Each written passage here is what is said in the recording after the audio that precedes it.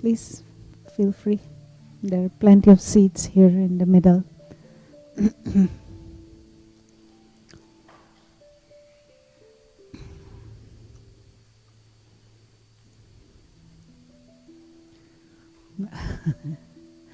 Okay.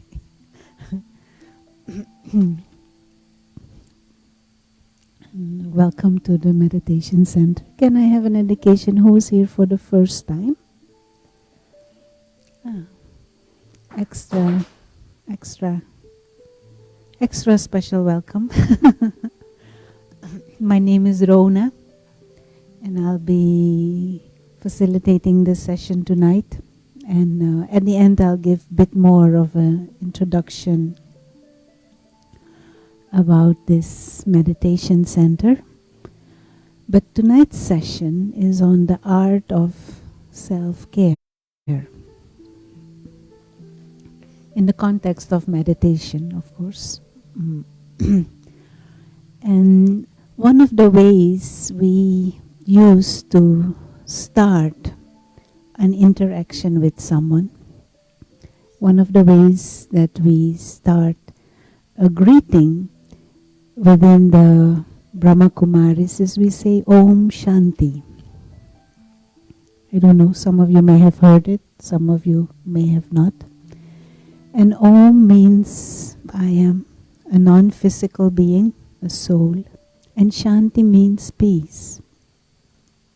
And this is, I personally feel, one of the nice elements of self-care to start any interaction, any dynamic, reminding myself of my original nature, my innate qualities, of who I am. And it would be nice if we could introduce ourselves to each other like that, isn't it? I am a being of peace.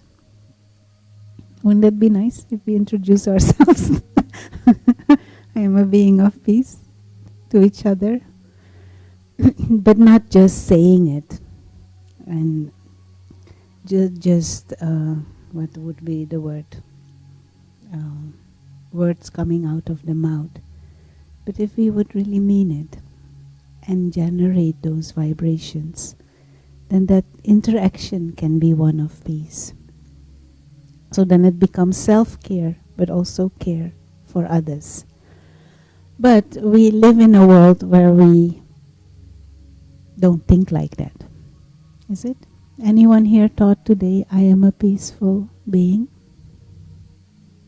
Yes? Very good. Anyone else?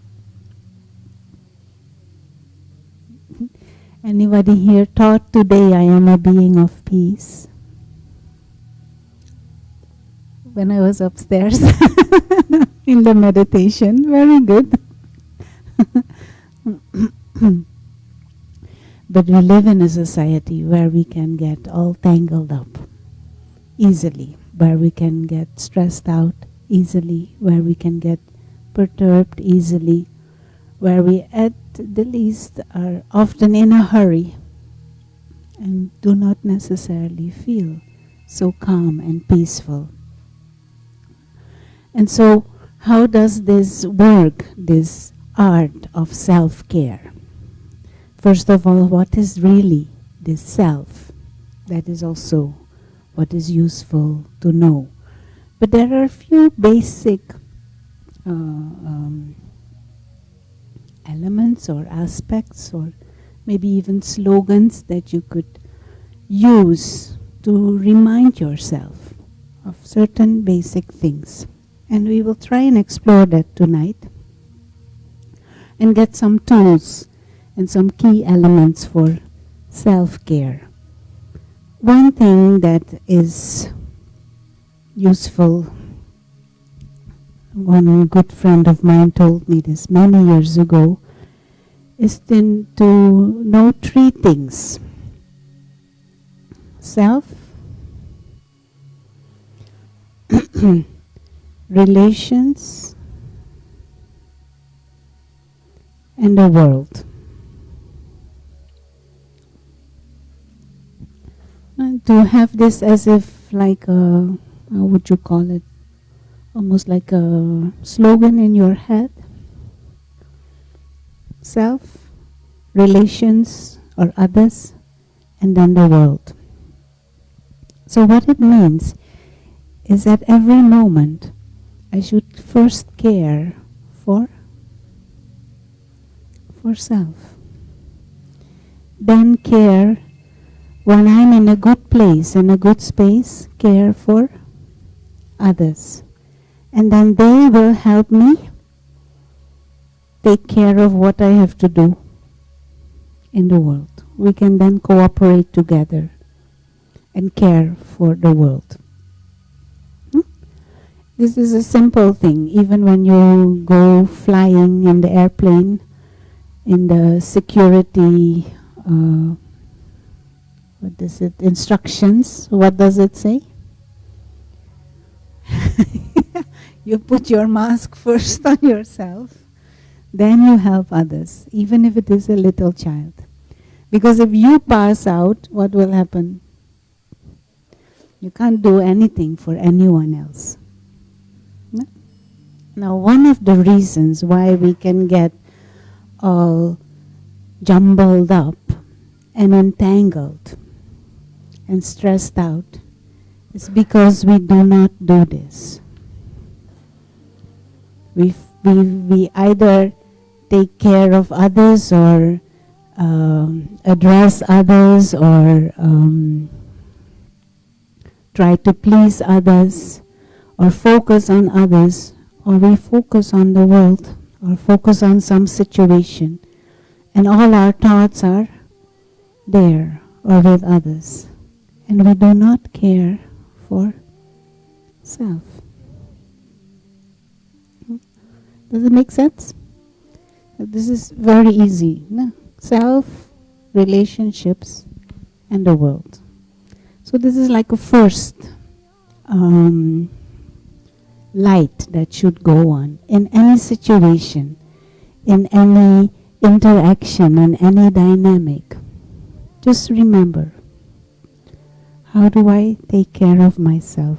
How do I protect myself? How do I balance myself? How do I stabilize myself? And then I come into interactions with others. Why don't we do this if it is so easy?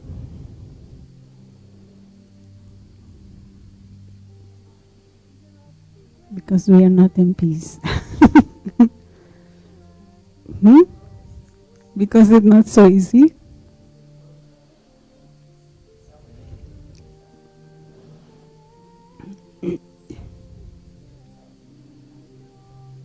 But it's true, some of us may be programmed to thinking of the self is selfish. Is that true? So if it is not true, we can deprogram, no? And reprogram. Only thing we need to do is to realize it's not true and not useful either. Now, how do I take care of self? What is that area that needs to be taken care of?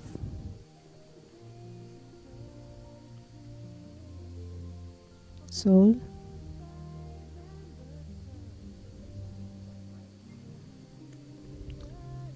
Away from people. New York City, 11 million people.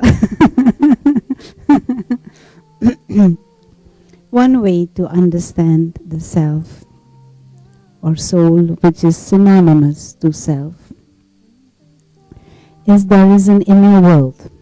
And so another tool that you could use is inside out. What this means is my inner world will be reflected in my outer world. The outside world is a reflection of my inner world. And it doesn't mean that any one person is responsible for everything outside, but we collectively create the external world. And the external world is a reflection of our collective inner world. So, if I want to take care of myself, what do I have to focus on the outside world or the inside world? Now, what is this inside? Is it my stomach and intestines? Mind, very good. Mind. And mind, is that what creates, or thoughts are the things that go on in my mind. So when I observe my mind, there are all kinds of things going on in the mind. There are all kinds of thoughts and feelings in the mind. And if I would have to qualify those thoughts, what grade would I give them? From 0 to 10? Oof. -1. So that is and one thing is the quality of the thoughts, but the second thing is the quantity of those thoughts. There are lots of thoughts going on, and maybe those thoughts are not of the best quality. So self-care begins with paying attention to the speed and the quality of my thoughts. I cannot do much for or control the things externally, but I can have more control over what I think, how I think, and to slow down my thinking consciously. Be more aware, choose. Please feel free to find some space. There are some chairs here. Yeah, you can come.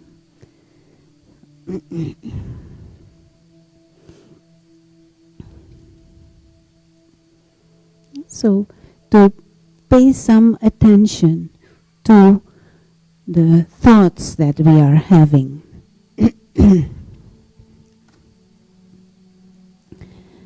Now, one way to do that is to be more aware of the sorts of thoughts that I can have. Many of us have not necessarily observed closely our thoughts. Have you? Are you aware that you, for example, can choose your thoughts? That you are the one who is the creator of those thoughts. Second thing is, there are different categories of thoughts. There are thoughts that are useful, and there are thoughts that are useless. There are thoughts that are positive, there are thoughts that are negative. There are thoughts that are destructive, there are thoughts that are elevated. And you can choose any one of those. So part of self-care is to be aware of all these kinds of thoughts and to consciously choose more quality thoughts. Does that make sense? Now, another area of self-care is to consciously make time to reflect. One of the things that we often hear is, I don't have time. Anyone here has too much time? Doesn't know what to do with their free time? All the free time? We don't have time, we say. But if we closely observe our day and if we closely observe our inner world, we will be able to see that there are many moments that we do have time. At least we do have time to observe our thoughts and shift our thoughts. For example, when you came here, you were walking, no? Most of you must have been walking. And before that, you were probably on some form of public transportation. Many of you at least must have been traveling before you came here half an hour, walking or public transport. So was that free time?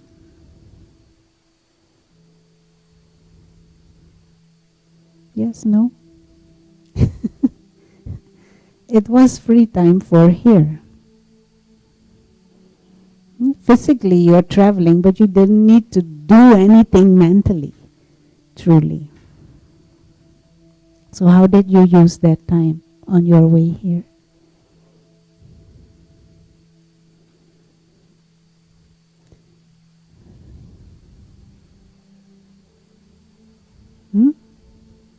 Observing the thoughts. What else?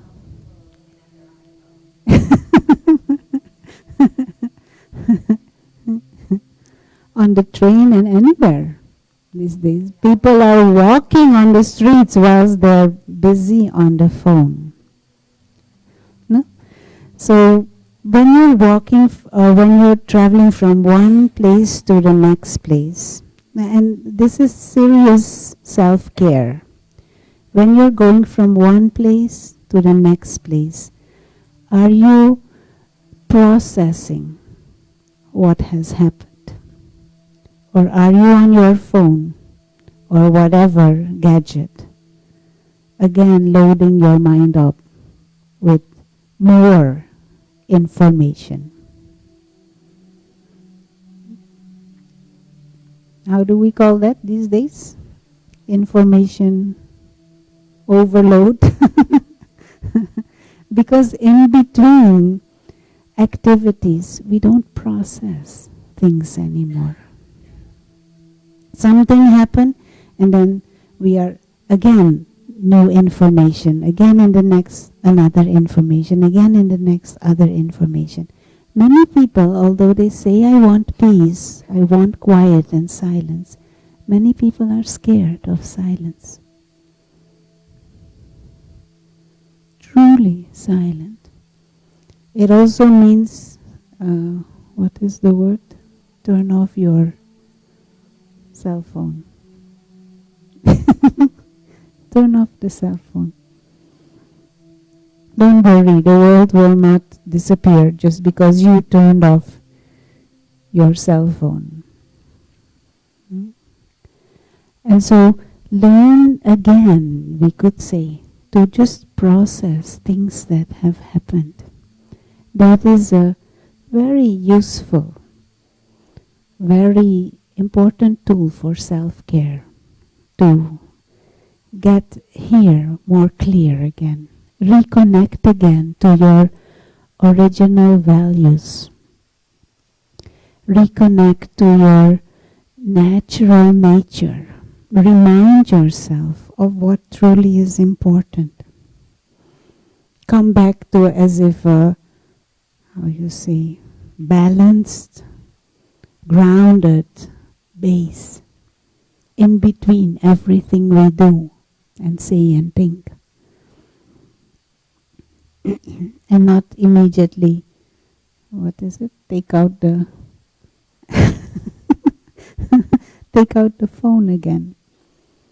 And if we truly take those moments, we will feel that we have lots of time. When you wake up in the morning, when you're in the shower, when you're eating, when you're traveling, when you get up from your desk to go to the bathroom. There are so many moments that you can create silent time for reflection, Silent time to order your thoughts. Silent time to be processing. All of this is self-care.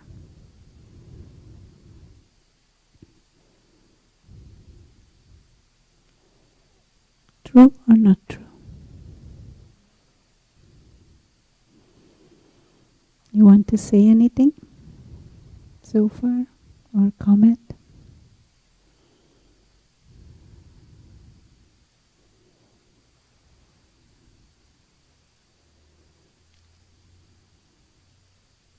Silent.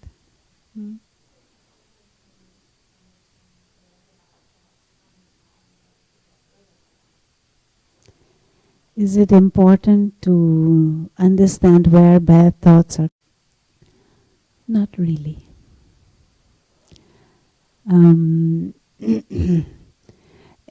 Maybe I should say yes and no. But what we usually do is we dive into that situation that we are already obsessively thinking about. So those thoughts are coming again and again and again to our mind. And then we, as if, dive into the situation. And we try to dissect it and analyze it. When we do like that, what happens?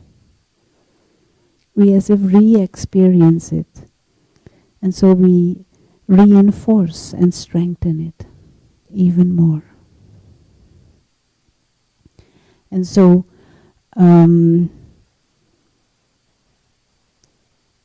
analyzing is only useful if we learn something from it that empowers us to move on. If not, it is useless to rethink it and rethink it and rethink it and rethink it, because we're just reliving it and reinforcing it. And we will be more obsessively thinking about it.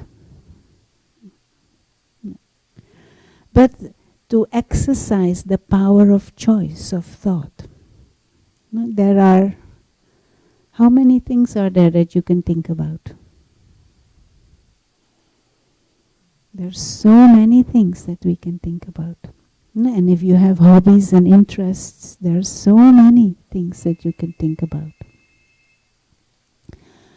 And so shift the topic, shift the content of your thinking to something that is more constructive, that's something that is more useful, to something that is more empowering, to something that is peaceful, that's something that has your interest. That is self-care. Because healthy feelings, a healthy inner state, is what gives us power and enthusiasm and energy. But negative, same kind of repetitive, cyclical thoughts makes us weak and tired and exhausted.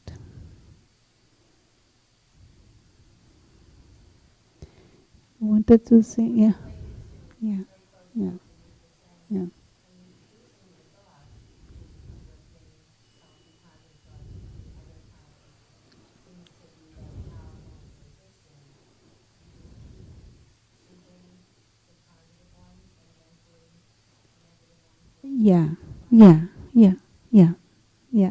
If you insist, definitely. Of course, there are deeper mechanisms which are useful to explore. No? And deeper mechanism within our subconscious that, as if, what is the word? Predispose? Is that a word? Yeah. Predispose us for negativity or predispose us for positivity. But those have to do with our deeper held belief systems about ourselves and about life in general. That you don't solve in 10 seconds. That is why we're encouraging and inspiring people to reflect more and to reflect more deeply and to process things more, so that you take time and have time to start discovering your own inner higher nature, that you can become more aware of what is it, the model that you hold towards life, and is it a spiritual model of life or not. That requires deeper discussions, deeper reflections. But as an instant tool, be aware of your thoughts. Be aware that you can choose and shift your thoughts around. And use that and practice that. Because how do we internally feel empowered? By thinking negatively and feeling negative feelings? No. It is by having healthy thoughts and healthy feelings that you feel empowered, that there is self-care, that there is a feeling of calm. So these are like first few simple thoughts. Observe them, shift around. You are with your thoughts all the time. Your mind is your constant companion, isn't it? Your mind is your constant companion. So what is the quality of that mind?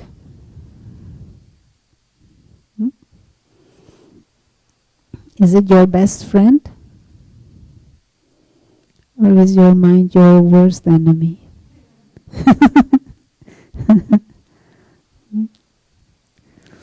And one of the reasons why people all the time are listening to things or watching things or listening things or watching things is because we have not explored this friendship with our own mind. We have not as if created an environment for healthy inner self-talk. And then all kinds of chatter is there.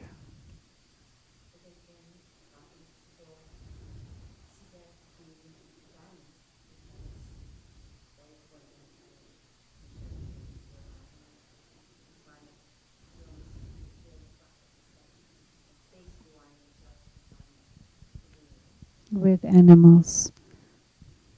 With animals, yeah. I understand what you're saying.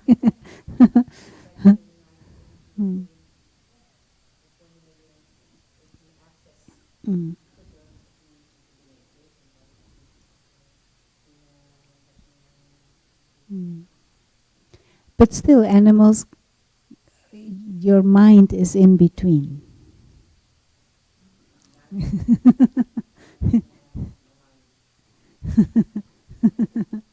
Your mind is in between. And again, what we're trying to do is we're trying to use something external to calm internally. Whilst if we use inside out, I've also seen how animals are affected by human behavior. Yeah. So the boss is nervous and stressed, and it reflects on the animals also. So again, inside out, self-care. And we have been conditioned, one of our conditions is that we believe somehow that external things and external situations and other people and animals can make us feel calm or good. And is that true? It can be true in some cases, but at the most it is temporary.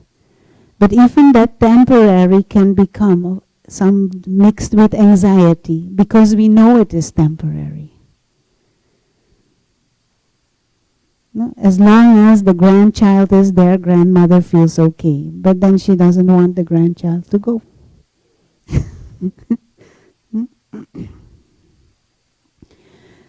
So we can try and use all kind of distractions, but there is no shortcut. Self-care means take care of self, and not with others or with things or with situations, but take care of self inside. Generate again that wisdom that can help you generate healthy, more refined feelings inside.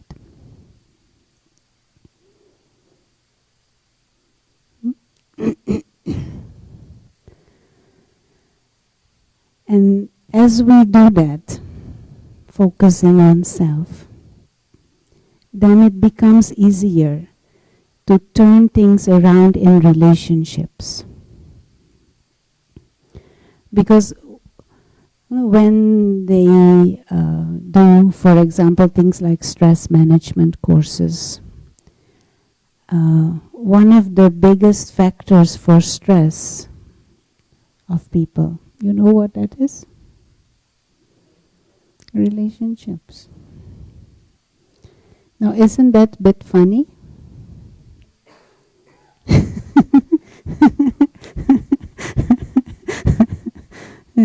Get stressed because of relationship. What is the purpose of relationships?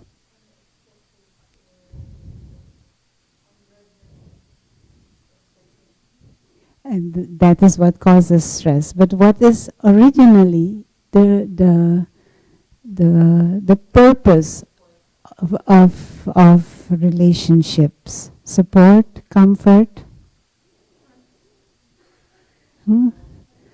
love, friendship, empowerment, support, happiness. Yeah. To fill in a void. Yeah. No, but it's useful to ask yourself, what is originally the purpose of relationships? But now they are the biggest source of stress. So there. So we look for relationships. We want relationships to be happy, to have support, to fill in a void, to feel supported, to experience friendship. But what happens? You get stressed out.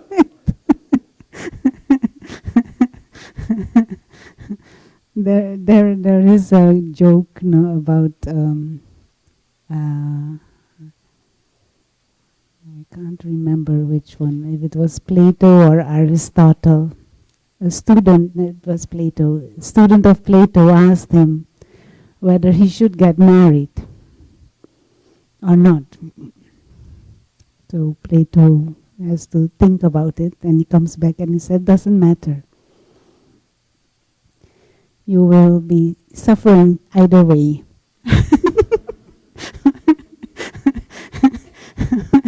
You don't get married, you will make yourself suffer. You get married, you will make yourself suffer.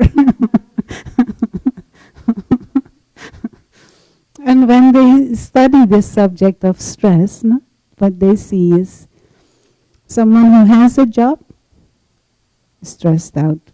Doesn't have a job, stressed out. Is married, stressed. Not married, stressed. Don't have children, stressed. Have children, stressed. So, and these are interesting phenomena to observe, because what it says, it is not those things or situations or conditions that make you stressed or calm.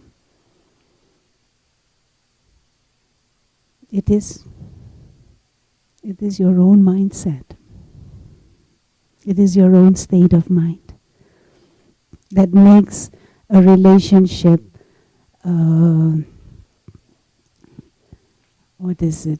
empowering or enriching,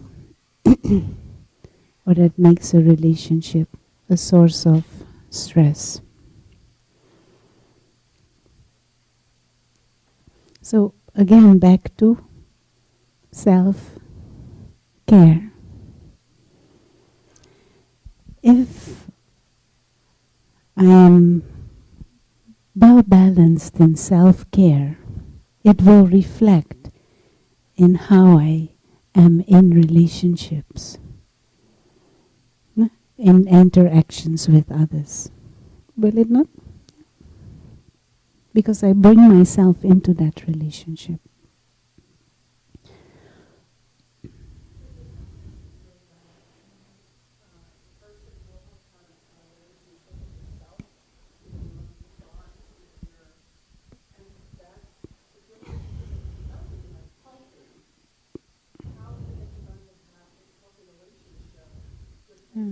Very good, very good.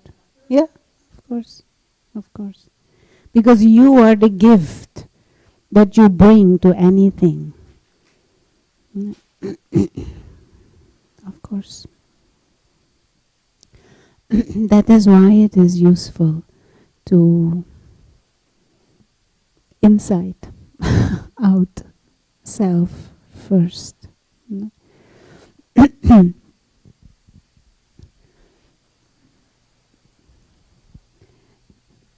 If there is no healthy inner dynamics going on, then what are you offering to others?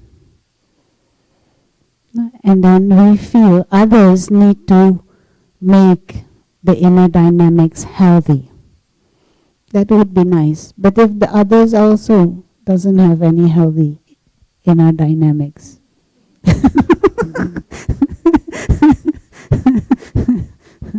then both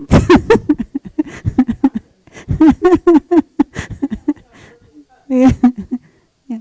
One time we were in a fair, and it was a beauty and health fair, and they had asked us to have a stand on meditation there.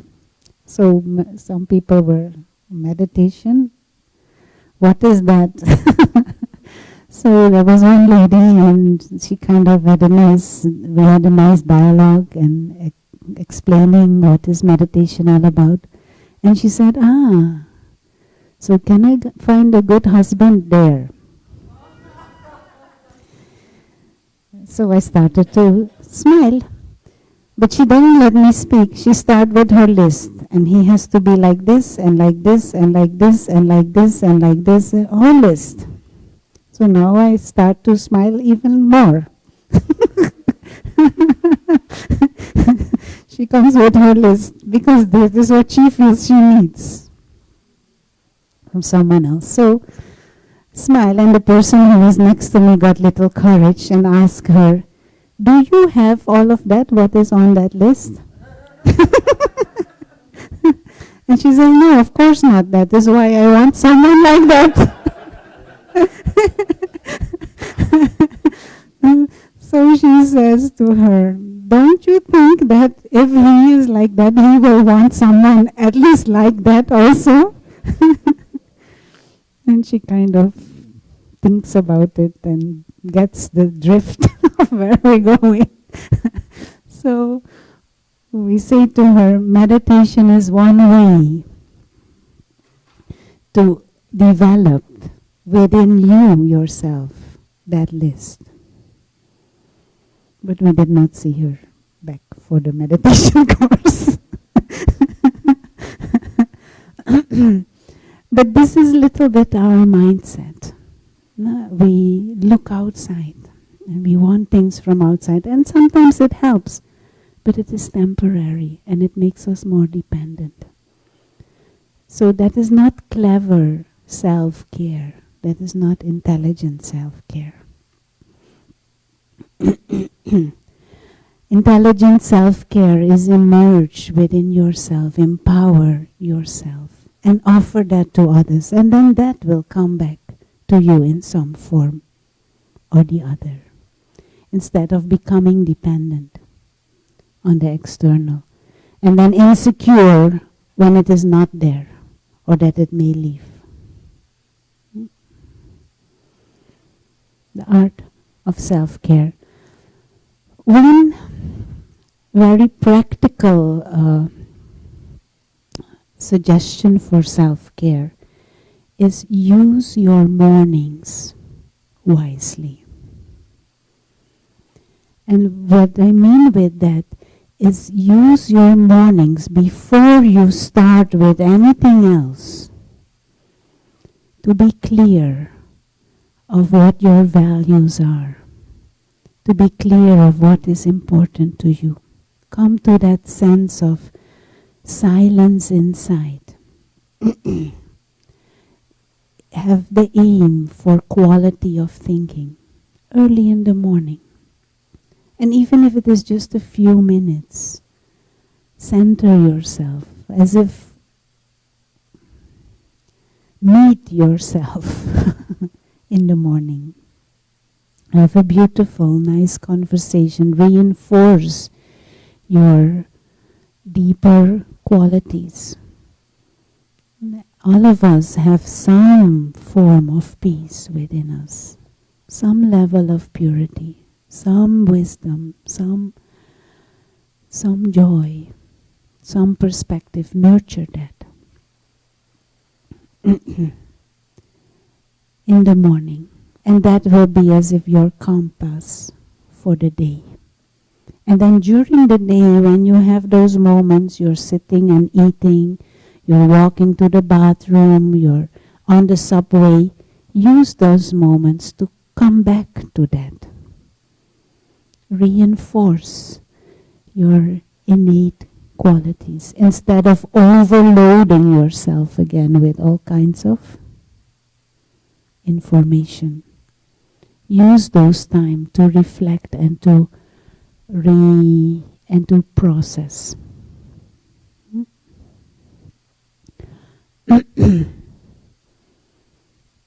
Anyone want to say anything so far? If you really want to take self-care even more serious, and you want to move into the direction of spirituality, then it is useful to also reflect more on your true identity. Meaning who you really are and what is your aim or purpose.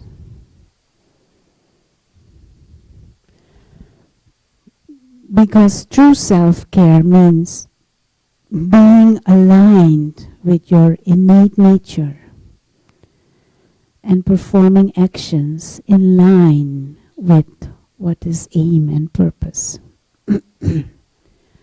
And so, taking time to reflect on these things is like a next level of self-care. But do not take this very superficial. Because identity, how do we see ourselves? Who do we feel that we are? If you have to use one word to describe yourself, how would you do that? Or 2 words?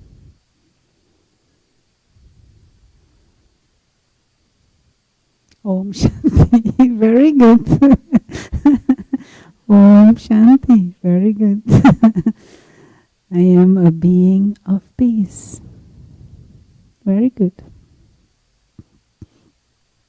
Now, when I reflect, it is useful to touch base again with that feeling of Shanti. To as if emerge that. I am a being of peace. Anyone else?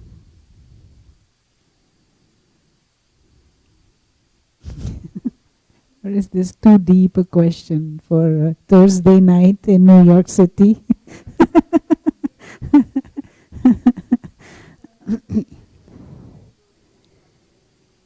A spiritual being having a human experience. Very good. Yes?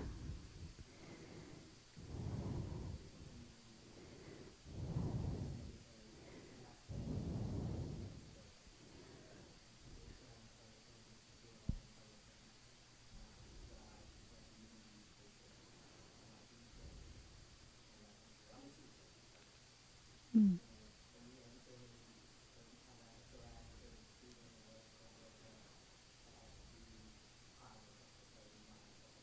Yeah, very good. Excellent. In the morning, set your aim, set your attention for the day. Excellent. Mm-hmm. When you're awake, you see something different. When you dream, you see something different. Your identity changes. When you go to deep sleep, you're nowhere. Mm-hmm. So identity could be many things, like you said. You have different role in the morning, afternoon. You could be mother, you could be a worker, you could be husband, you could be father. So that's the identity you are told. Mm. But the true identity comes from your consciousness, like your inner soul. Mm-hmm. Mm-hmm. Inner soul is conditioned by your status of your wakefulness, Mm-hmm. Mm-hmm. awake, dream. I could be a king when I'm awake, and I could be a beggar when I'm dreaming. Mm-hmm.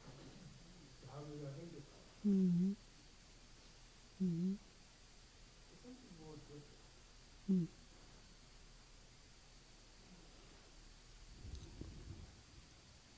Anyone else? How would you identify yourself? Soul? What does it mean, soul? I'm peaceful, soul.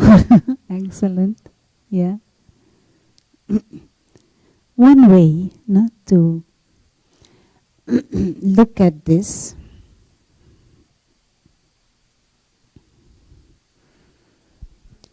is there is the body, we all know, and we are very familiar and aware of our bodies. But there is a being that operates that body. No? That is why we say human being. And we use the image of light. No? This image, point of light, to indicate that being. A being of consciousness, the experiencer. The one who is thinking, the one who is deciding, the one who is choosing, the one who is experiencing everything. And this being uses this body to express, to experience through the sense organs, to see, to manifest. Now this experiencer is invisible. Can't see. So when we talk about a spiritual being or a soul, it means the experiencer, the non-physical, invisible, subtle being of consciousness, the soul. And that being uses this body. And that being is different from the body and has different characteristics than the body. The body, for example, is perishable. The being of consciousness transcends the limitations of the body and the end of the body. So one aspect of this self or soul or spiritual identity is timelessness and not destroyed when the body is destroyed. A being of consciousness. And this being is, for a short time, the driver of this body, or a guest in the body, or a traveler. So one way to introduce yourself is, I'm a guest. I am a traveler. I'm an invisible traveler. So if for example, this is the identity, the sense of self by which you live, then what is your aim and purpose? What is the aim of a traveler?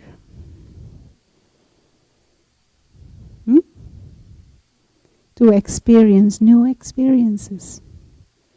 So you meet this person, oh wow, new experience. You meet that one, different experience. You meet that one, different experience. You meet no one, it's a different experience. You meet someone who smiles, oh wow. You meet someone who is moody, oh that is another experience.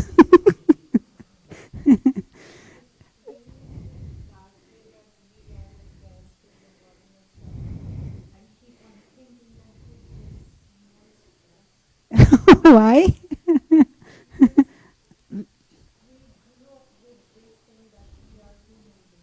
Mm.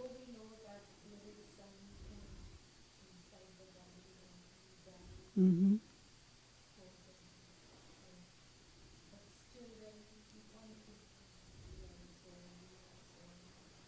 Mm-hmm.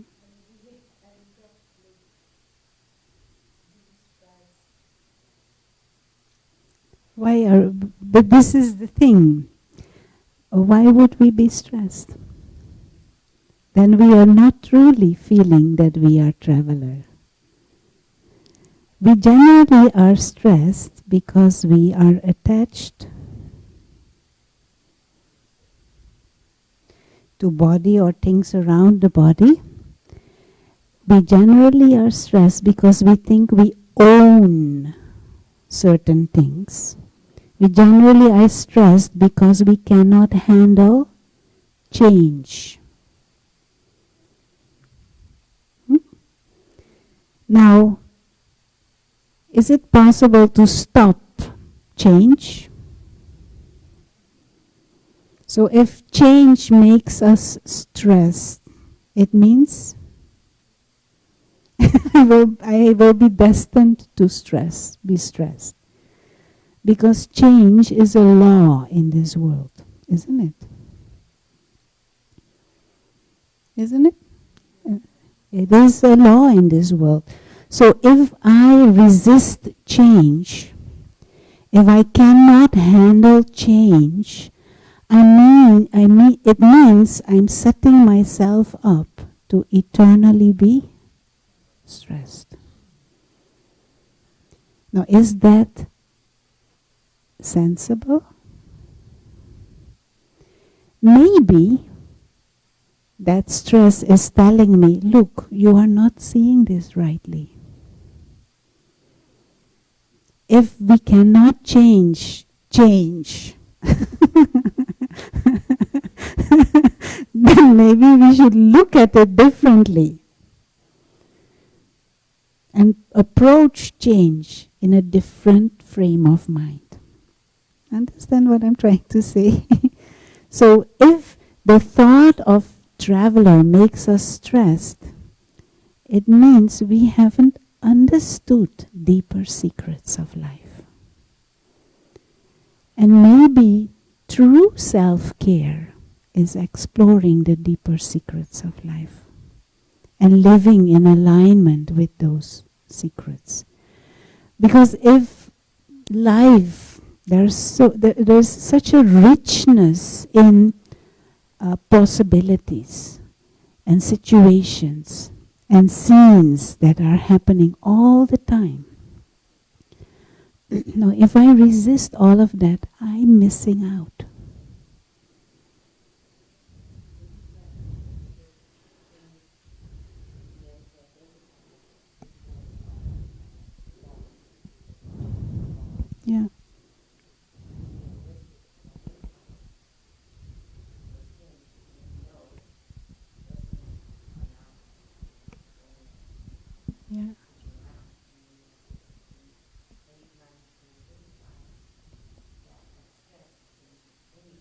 Yeah. Yeah.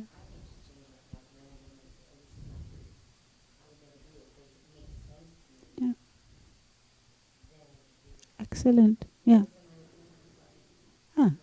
This other one, we are obsessively trying to own things. No, we just have to come here regularly every week and sit on the same chair. And one day you come and someone else sit on that chair. you say, why are they sitting on my chair?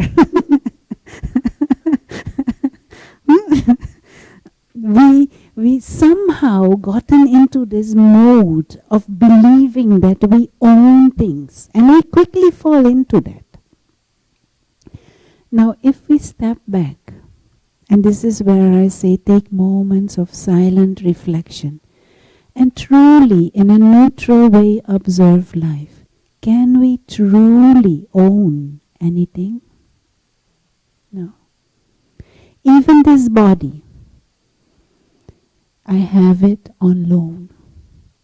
Nature has given it to me to use for a specific period of time, and at the end of it, I will give it back. But we get into this mad belief that we can own things. And even more mad, that we can own people. Exactly. Exactly. Yeah. So, this is one of those things that we can as if redirect our thinking in. I don't own anything. Now, is that a good news? If I don't own anything, I cannot lose anything. If I truly don't feel I don't own anything, then I also cannot feel I will lose it. And lose and loss is a big, and the threat of losing is a big area of stress and anxiety and all the whole, what is it, chain of emotions coming with that. You want to say?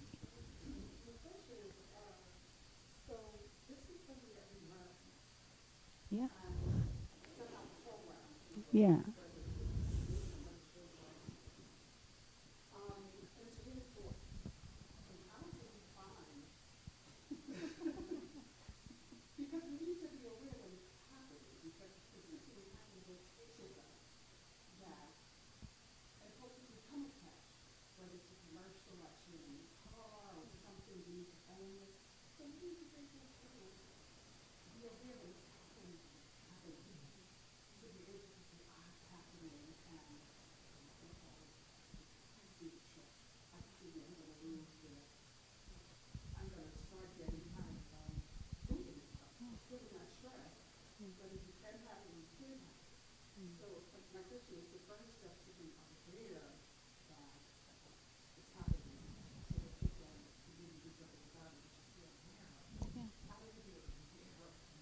Well, that is why you are here now.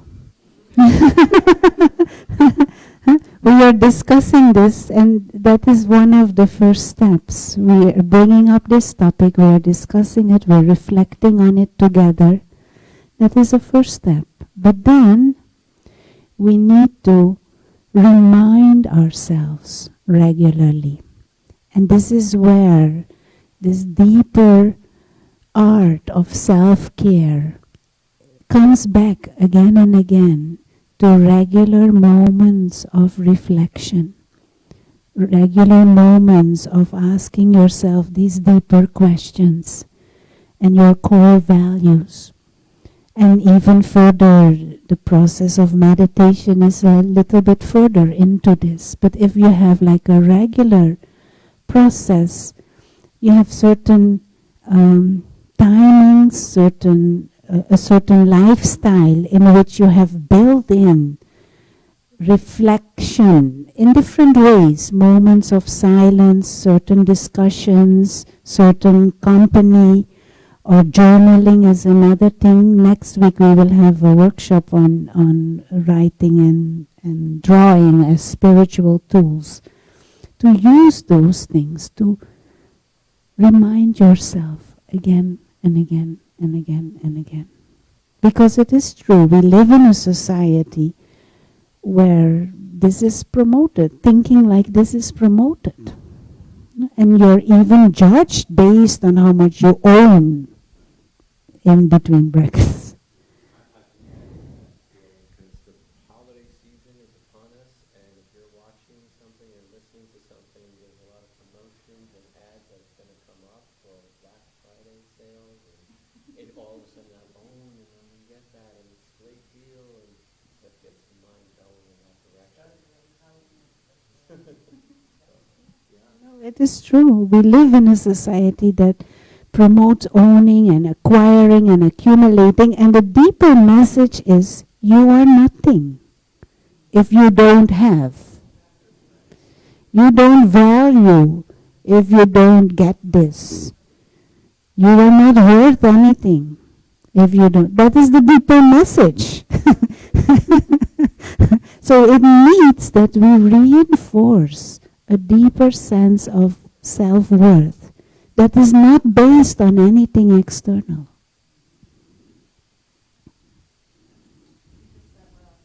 Yeah.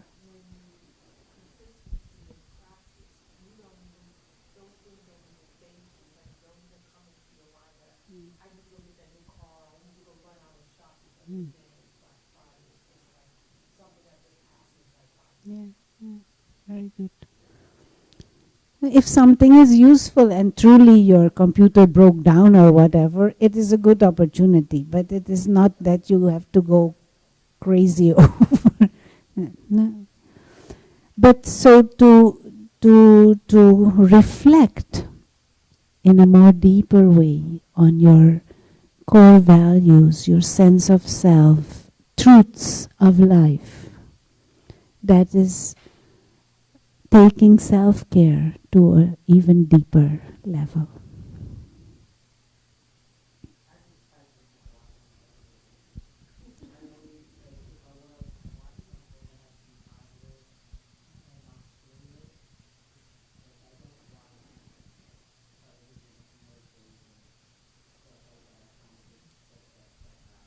I, yeah.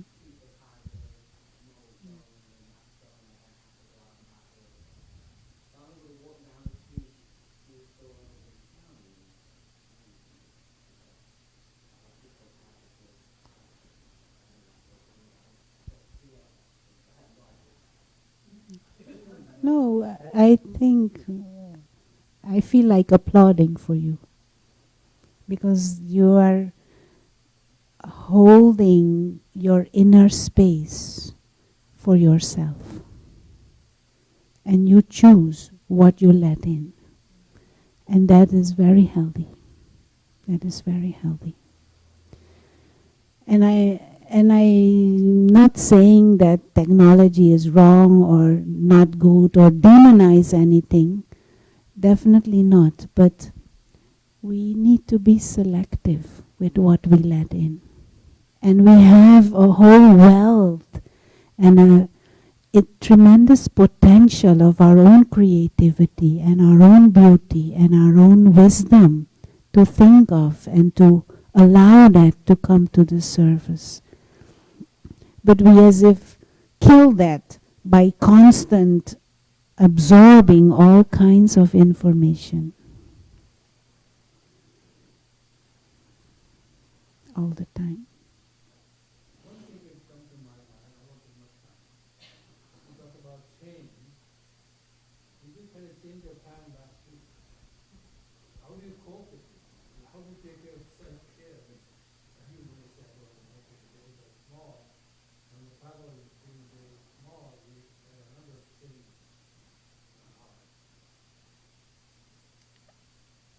So that becomes more. How do you self-care? How do you protect it? dark becomes more because not because of the hour of the hour change.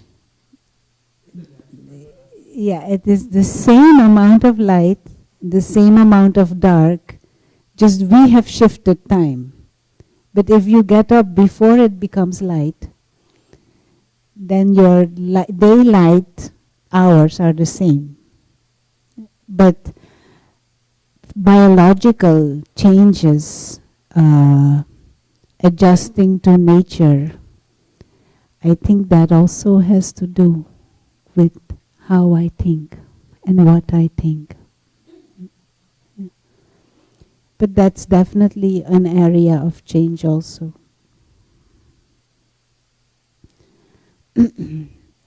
So you remember some of the tools for self-care?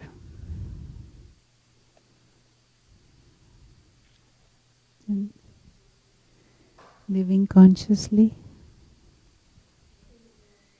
Yeah. Pay attention to the quality of your thoughts. That is one. Another? Remember who you are. Take time for reflection and take time for processing things that happen to you.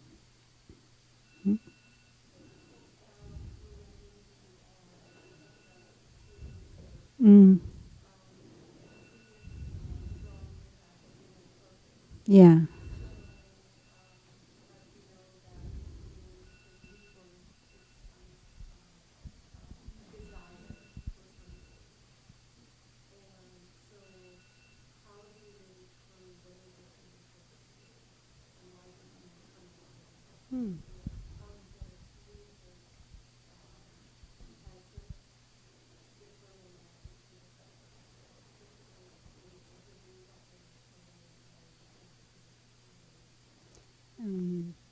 It is a bit too far for today's session. That needs to be a different discussion.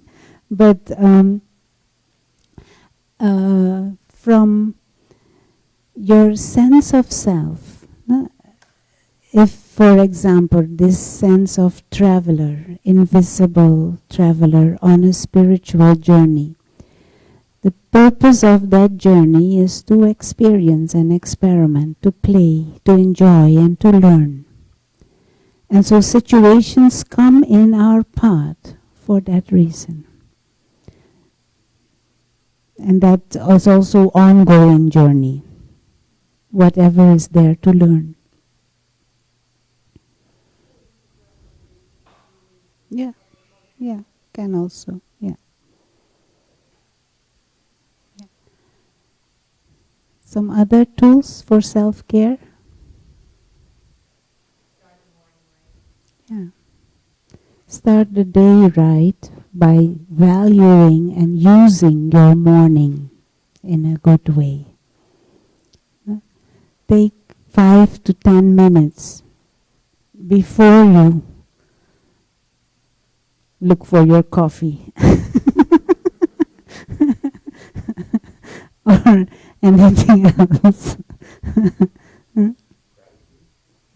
That is definitely another thing what we did not mention, but instead of focusing on what is wrong, what is not good, what needs to focus on what is right, focus on what is useful, focus on what is how to say, good.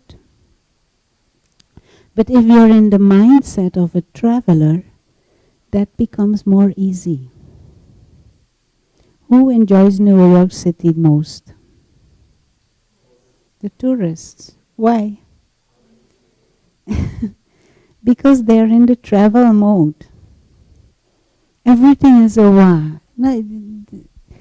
Empire State is a block away. If you see these tourists, they all enjoying, and we walk past and we we take it for granted. They're like, wow, it's so high, and it's touching the clouds, and in the night there is light. They are enjoying because they are in the travel mode, the mindset mode. What happens if you're in that mode? Everything becomes an extra. Everything becomes a gift.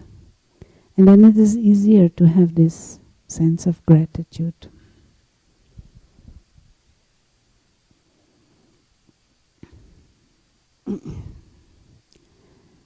Any other tools for self-care that you will take away? You like this wa?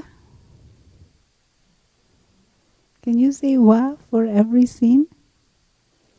Subway is wa. Don't you feel? No? Subway is wa. Now there is this, to finalize, there is this riddle of what is the difference between an optimist and a pessimist. You know what is the difference? The optimist says, "Good morning, God."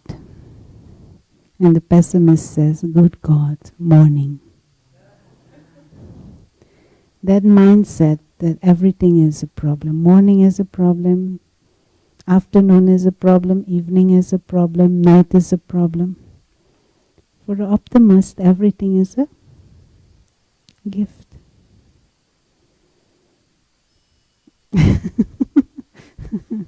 What is this? What is this? Hands? Fingers? Yeah? What else? Those who know can't say.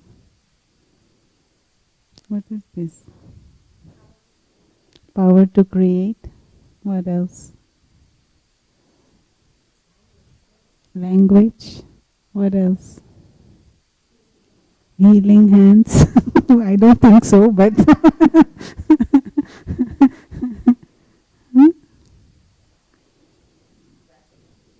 clapping for the deaf.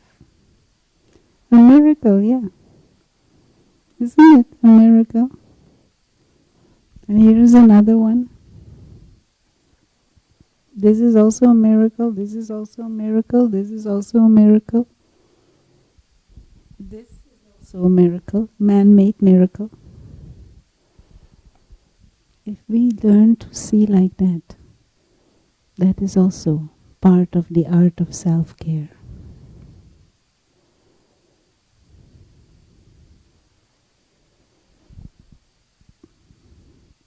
Thank you. Maybe we can close with a few moments of silent reflection.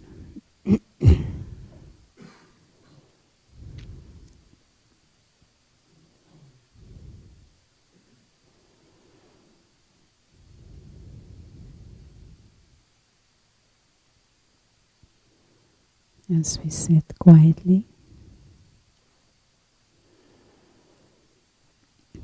we allow the body to be comfortable.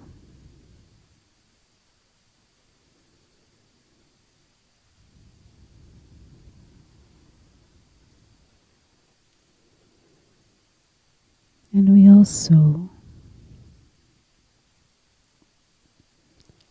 remind ourselves of our inner world, the inner being.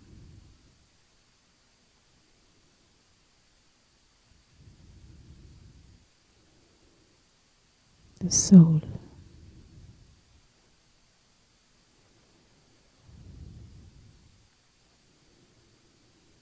And the food of the inner being are our thoughts.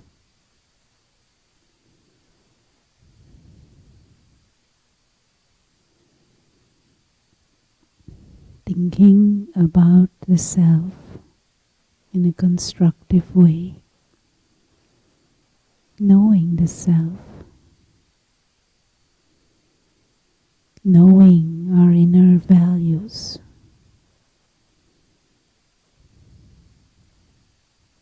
Reinforcing them.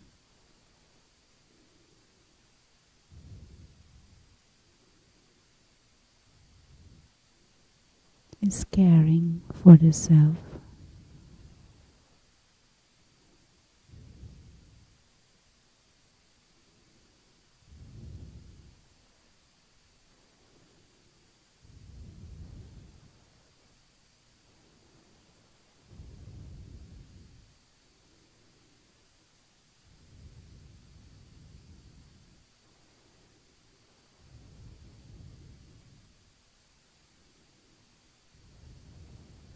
Calming the mind, enjoying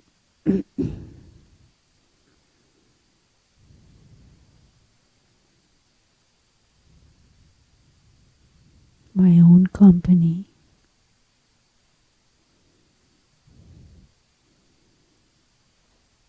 by choosing thoughts that are empowering, that are pleasant.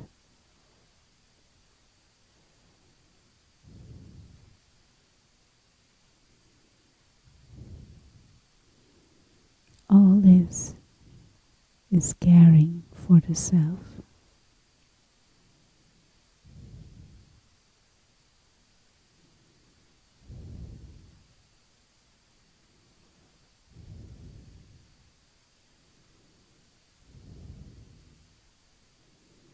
Exploring my spiritual nature, an invisible being of light, of peace.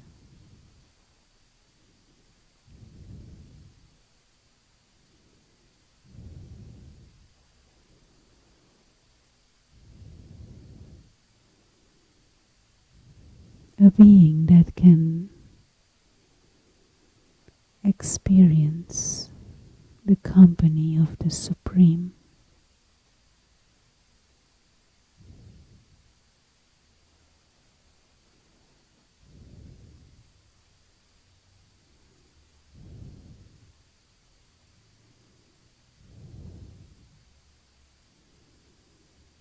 And if I can just take a few moments every day, acknowledging and reinforcing my own subtle higher nature,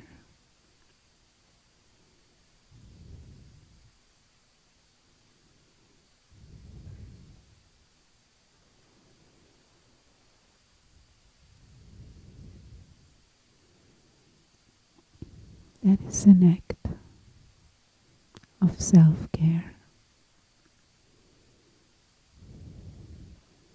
Exploring eternal truths, laws of life. Those are all acts of self-care.